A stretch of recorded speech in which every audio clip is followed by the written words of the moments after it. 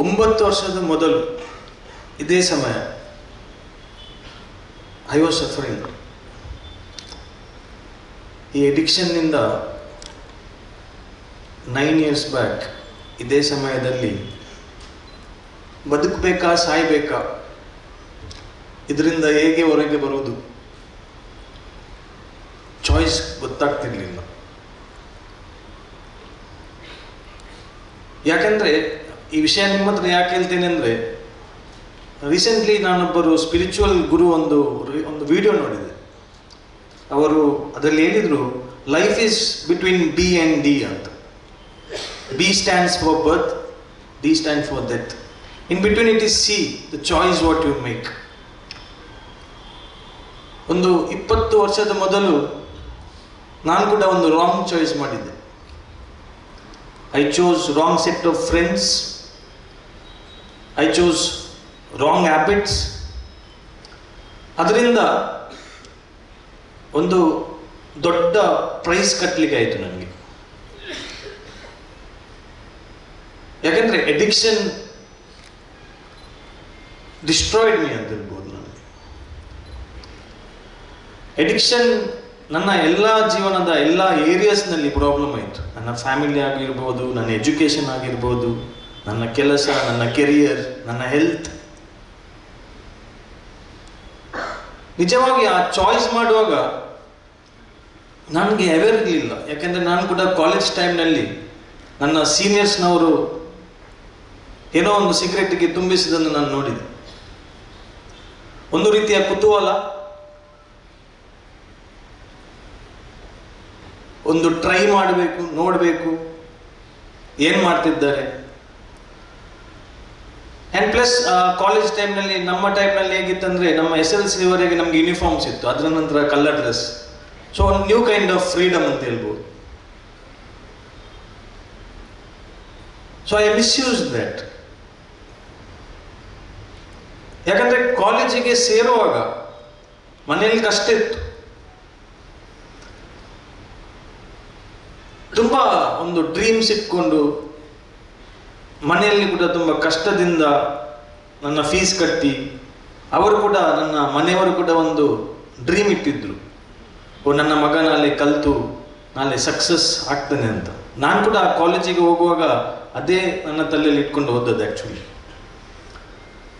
ಮಾತ್ರ that choice, ಆ wrong set of friends ಅಂತ ನಾನು ಹೇಳಿದೆ. I got attracted. ಆ ಚಾಯ್ಸ್ ನಾನು ಮಾಡಿದ ನಂತರ ನನಗೆ ಆಯಿತು ಆ ಫಸ್ಟ್ ಹೈ, ನಾನೊಂದು ಫಸ್ಟ್ ಪಫ್ ಅಂತ ಹೇಳ್ತಾರೆ. I felt good. ಮತ್ತು ನನಗೆ ಗೊತ್ತಿರಲಿಲ್ಲ ಆ ಗುಡ್ ಸ್ವಲ್ಪ ಸಮಯದಲ್ಲಿ ಬ್ಯಾಡ್ ಆಗ್ತದೆ, ಬ್ಯಾಡ್ ಇದ್ದದ್ದು ಕೆಲ ವರ್ಷದ ನಂತರ ವರ್ಸ್ಟ್ ಆಗ್ತದೆ ಅಂತ. ನಿಜವಾಗಿ ಐಡಿಯಾನೇ ಇರಲಿಲ್ಲ. ಗೊತ್ತಿದ್ರೆ ಬಹುಶಃ ನಾನು ಆ ಚಾಯ್ಸ್ ಮಾಡ್ತಿರ್ಲಿಲ್ಲ. ಮಾತ್ರ ಆ ಟೈಮ್ನಲ್ಲಿ student life, I thought I am cool. Actually I was a biggest fool. Fun factor, friends, ಹೊರಗಡೆ ಹೋಗೋದು, ಬೈಕ್ ರ್ಯಾಲಿದು ಕ್ರೇಜ್ ಇತ್ತು. I thought I am enjoying my life. ಮಾತ್ರ ಈ ಮೂಮೆಂಟ್ನಲ್ಲಿ ಏನಾಯ್ತಂದರೆ, I forgot about my dream. ನನ್ನ ಮನೆಯವ್ರದ್ದು ಕಷ್ಟವನ್ನು ನಾನು ಮರೆತು ಬಿಟ್ಟೆ. ನಾನು ಆ ಕಾಲೇಜಿಗೆ ಯಾಕೆ ಸೇರಿದೆ ಅಂತ ಆ ಉದ್ದೇಶವನ್ನು ನಾನು ಮರೆತು ಬಿಟ್ಟೆ. ನನ್ನ ತಲೆಯಲ್ಲಿತ್ತು, I can handle it, I can control it. ಮಾತ್ರ ನನಗೆ ಗೊತ್ತಿರಲಿಲ್ಲ ನನ್ನ ಡಿಸ್ಟ್ರಕ್ಷನ್, ನನ್ನ ಡೌನ್ಹಿಲ್ ಆಲ್ರೆಡಿ ಸ್ಟಾರ್ಟ್ ಆಗಿತ್ತಂತ. ಈಗ ಸರ್ನವರೆಲ್ಲ ಇಲ್ಲಿ ವಿವರಿಸಿ ಹೇಳಿದರು, ಎಜುಕೇಷನ್ಗೆ ಪೆಟ್ಟು ಬಿತ್ತು. ಎಜುಕೇಷನ್ ಕಂಪ್ಲೀಟ್ ಮಾಡಲಿಕ್ಕೆ ಆಗಲಿಲ್ಲ. ಕಾಲೇಜಿಂದ ಬೇರೆ ಕಾಲೇಜ್, ಒಂದು ಕೋರ್ಸಿಂದ ಬೇರೆ ಕೋರ್ಸ್, ಇದರಲ್ಲೇ ನನ್ನ ಜೀವನ ಆಯಿತು. ಮತ್ತೆ ಸ್ವಲ್ಪ ಸಮಯದ ನಂತರ ಎಜುಕೇಷನ್ ಬಿಟ್ಟೆ ಮತ್ತೆ ಕೆಲಸಕ್ಕೆ ಸೇರಿದೆ. ಕೆಲಸಕ್ಕೆ ಸೇರುವಾಗ ಕೈಯಲ್ಲಿ ದುಡ್ಡು ಬರುವಾಗ ದುಡ್ಡನ್ನು ಕೂಡ ಮ್ಯಾನೇಜ್ ಮಾಡಲಿಕ್ಕೆ ಗೊತ್ತಿರಲಿಲ್ಲ. ದುಡ್ಡು ಮನೆಗೆ ಸೇರಬೇಕಿತ್ತು, ಮಾತ್ರ ಅದು ಮನೆಗೆ ಸೇರ್ತಿರ್ಲಿಲ್ಲ. ಅದರ ಬದಲು ಮನೆಯಿಂದ ಕೆಲಸ ಮಾಡುತ್ತಿದ್ದರೂ ಕೂಡ ಮನೆಯಿಂದ ದುಡ್ಡು ತಗೊಳ್ಳುವ ಸಂದರ್ಭ ಬಂತು. It made me thief in my own house, I can say. ನನ್ನ ಮನೆಯಲ್ಲಿ ನಾನು ಕಳ್ಳನಾಗ, ನನ್ನ ಮನೆಯವರಿಗೆ ಸುಳ್ಳು ಹೇಳುವುದು, ಅನ್ನಕ್ಕೋಸ್ಕರ ಗಲಾಟೆ, ಆರ್ಗ್ಯುಮೆಂಟ್ಸ್. ಯಾವುದು ಒಂದು ಡ್ರಗ್ಗಿಂದ ಸ್ಟಾರ್ಟ್ ಆಯಿತು, ಯಾವಾಗ ನಾನು ಕಾಲೇಜ್ ಬಿಟ್ಟೆ, ಅದರ ನಂತರ ನನ್ನ ಫ್ರೆಂಡ್ಶಿಪ್ ಸರ್ಕಲ್ ದೊಡ್ಡದಾಯಿತು, ಬೇರೆ ಬೇರೆ ರೀತಿಯ ಸಬ್ಸ್ಟೆನ್ಸ್ ಬರಲಿಕ್ಕೆ ಶುರು ಆಯಿತು. And last I started injecting myself. Doctor Srinivas Bhat ಅವರಿಗೆ I know him because he has treated me long back.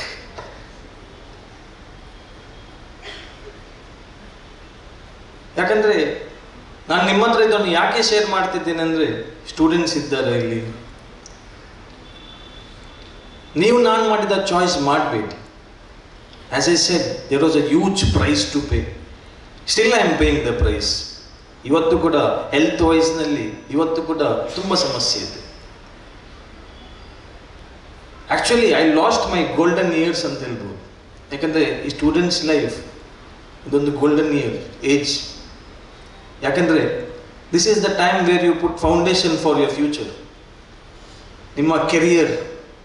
ಈ ಏಜಲ್ಲಿ ನಾವು ಮಾಡೋದ ಚಾಯ್ಸ್, ಆ wrong set of friends ಇರ್ಬೋದಲ್ಲ, wrong set of habits ಇರ್ಬೋದು, ಅದರಿಂದ ಹೊರಗೆ ಬರಲಿಕ್ಕೆ there is a huge price.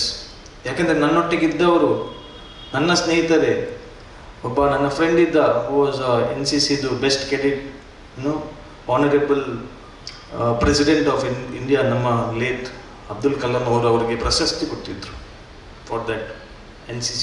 ನನ್ನ ಫ್ರೆಂಡಿಗೆ ಮಾತ್ರ ಡ್ರಗ್ನಿಂದ ಒಂದು ಟೈಮ್ ಬಂತು, ಅವನ ಪೇಪರ್ನಲ್ಲಿ ಫೋಟೋ ಬಂತು chain ಸ್ನ್ಯಾಚಿಂಗಲ್ಲಿ.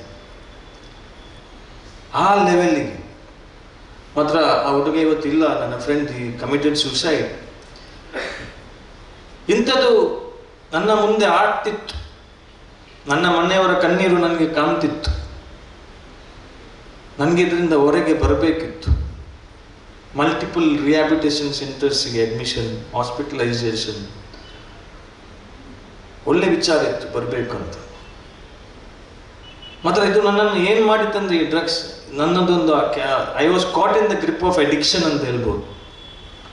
Capacity to feel human was lost. Emotions ಇರಲಿಲ್ಲ. ನಾನು ಯಾವುದು ಮಾಡಬಾರ್ದಿತ್ತು ಅದನ್ನೆಲ್ಲ ನನ್ನನ್ನು ಮಾಡಿಸಿದ್ದೆ. I am ashamed sometimes when I think about them. So ಇದು ನಾನು ಶೇರ್ ಮಾಡ್ತಿದ್ದೇನೆ ಯಾಕೆಂದರೆ, ದಯಮಾಡಿ ನಿಮ್ಮ ಜೀವನವನ್ನು ಆ ನಶಾಗೋಸ್ಕರ ಹಾಳು ಮಾಡಲಿಕ್ಕೆ ಹೋಗಬೇಡಿ. ಬಿಕಾಸ್ ಇಟ್ ವಿಲ್ ಡಿಸ್ಟ್ರಾಯ್ ನಿಮ್ಮನ್ನು ಮಾತ್ರ ಅಲ್ಲ, ನಿಮ್ಮ ಫ್ಯಾಮಿಲಿ. ಈಗ ಸರ್ ಶ್ರೀನಿವಾಸ್ ಸರ್ ಹೇಳಿದ್ರು, ಒಂದು ಫ್ಯಾಮಿಲಿಯಲ್ಲಿ ಒಬ್ಬ ಎಡಿಕ್ಟ್ ಇದ್ದರೆ ಆ ಮನೆಗೆ ಮಾಟ ಬೇಡ ಅಂತೆ. ಆ ರೀತಿಯಲ್ಲಿ ಒಂದು ಸ್ಮಶಾನದಾಗಿ ಮಾಡಿಯವಾಗ್ತದೆ. ಯಾಕಂದರೆ I have seen in my family what it does. ಆ ಸ್ಟ್ರಗಲ್, ಆ ನೋವು, ಆ ಕಣ್ಣೀರು ತುಂಬ ಕಷ್ಟ ಇದೆ ಫ್ರೆಂಡ್ಸ್. ಮತ್ತು ಇವತ್ತು I am really happy and proud ಅಂತ ಹೇಳ್ಬೋದು. ಯಾಕಂದರೆ ಪೊಲೀಸ್ ಡಿಪಾರ್ಟ್ಮೆಂಟ್ ಮಾಡುವ ಈ ಡ್ರೈವ್ ಇವತ್ತು, ಯಾಕಂದರೆ ಇವತ್ತಿನ addiction it has become like a monster. ಯಾಕೆನ್ಸಿ ಅಷ್ಟು ದೊಡ್ಡದಾಗಿದೆ. ಸೊ ಇವತ್ತು ನಾವೆಲ್ಲರೂ ಸೇರಿ ಅವರೊಟ್ಟಿಗೆ ಕೈ ಜೋಡಿಸಿದರೆ ಖಂಡಿತವಾಗಿ ಈ ಮಾನ್ಸ್ಟರ್ನನ್ನು ಕೊಲ್ಬೋದು. ಇಲ್ಲದಿದ್ದರೆ ಒಂದು ದಿವಸ ಬರ್ತದೆ, ಪ್ರತಿಯೊಂದು ಮನೆಯಲ್ಲಿ ಸಮಸ್ಯೆ ಇರ್ತದೆ, ಪ್ರತಿಯೊಂದು ಮನೆಯಲ್ಲಿ.